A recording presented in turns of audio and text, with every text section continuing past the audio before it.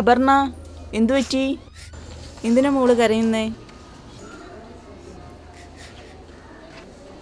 ടീച്ചറെ, അവളുടെ അച്ഛനമ്മ ഡൈവേഴ്സായി.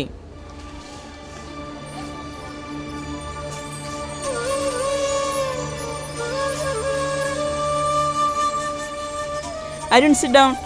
എല്ലാവരും ഇരുന്ന് എക്സാം എഴുതിയേ. മോള് വാ, വിഷമിക്കണ്ട കേട്ടോ, എല്ലാം ശരിയാവും.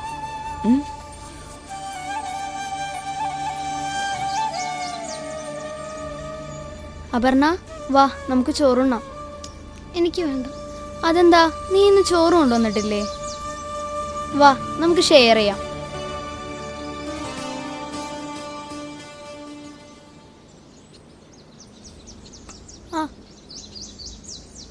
അല്ല, നിങ്ങളെന്താ വരാൻ വൈകിയേ?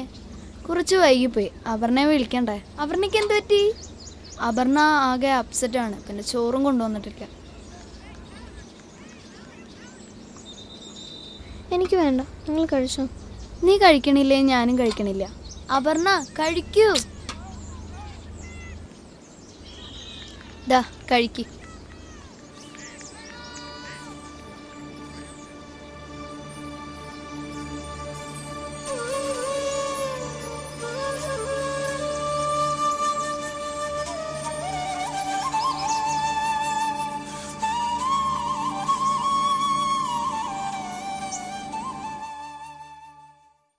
ഞാൻ അപർണയുടെ TC വാങ്ങാൻ വന്നതാണ്.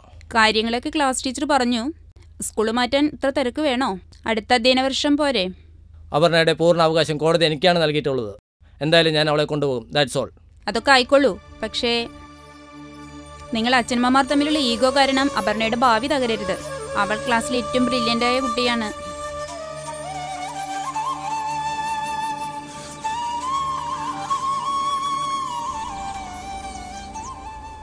ഇന്ന് തന്നെ കൊണ്ടുപോകോ? ഇന്ന് തന്നെ കൊണ്ടുപോകുന്ന കേട്ടെ.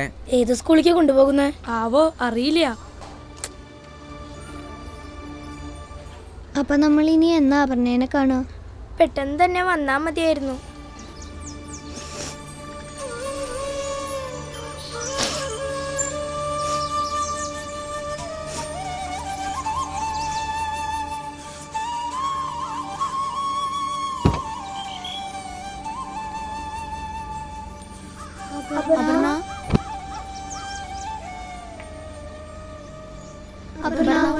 അപർണ, നീ പോവണ്ട. അപർണ, നീ പോയി കൂട്ടേണ്ട എന്താ അർത്ഥം?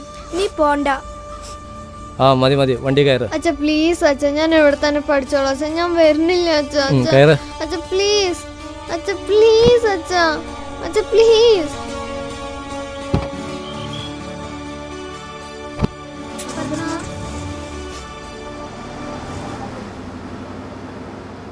എന്നോട് ചോദിക്കാതെ എൻ്റെ മകളുടെ TC കൊടുക്കാൻ നിങ്ങൾക്ക് എങ്ങനെ കഴിഞ്ഞു? പക്ഷേ കോടതി വിധി? അതിനു മുകളിലും വേറെ കോടതികളുണ്ടല്ലോ.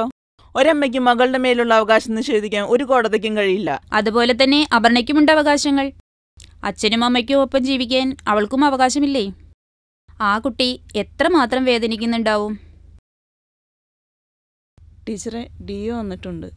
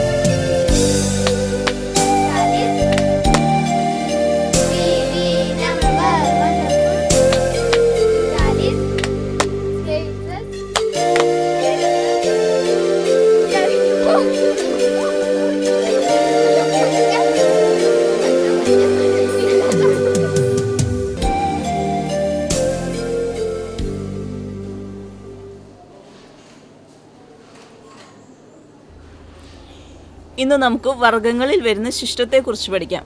ഓക്കെ? ഇന്നലത്തെ ക്ലാസ്സിൽ നമ്മൾ വർഗ്ഗങ്ങളെക്കുറിച്ച് പഠിച്ചില്ലേ? ഒറ്റസംഖ്യയുടെ വർഗ്ഗങ്ങളാണ് 1, 9, 25.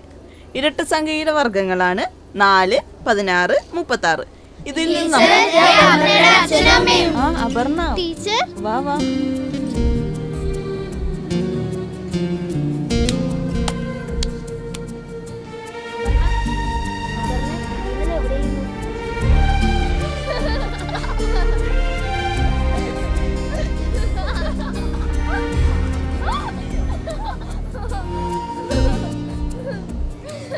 Ha ha ha ha!